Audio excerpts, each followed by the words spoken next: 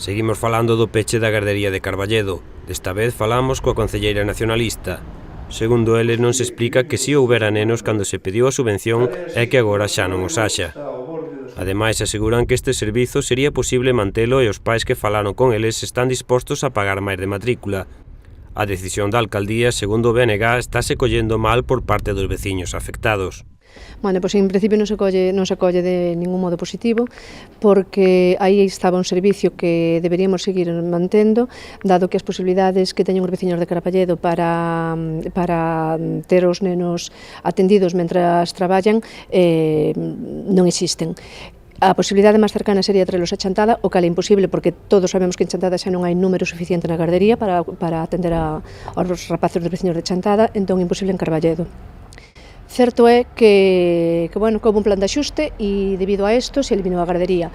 Eliminouse a gardería porque non se recibía a subvención da Xunta e porque, puden ver se di que só había 5 nenos matriculados. Cando se pediu a subvención sí que había unha lista de nenos, entón se había antes porque non hai agora, porque agora como non hai gardería desaparece a lista de nenos. Se houbera gardería, se houbera subvención sí que habría listado de nenos.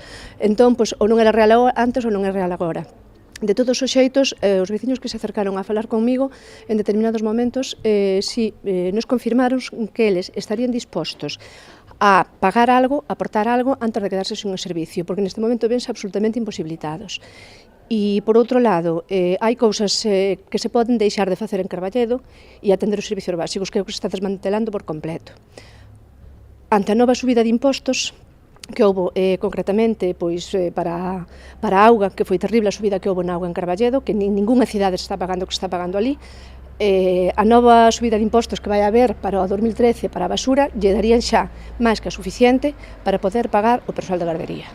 Entón, nos consideramos que é un servicio que se manteña, que debería ter unha reunión cos veciños e a ver en que medida poden aportar económicamente algo e darlle solución a este tema.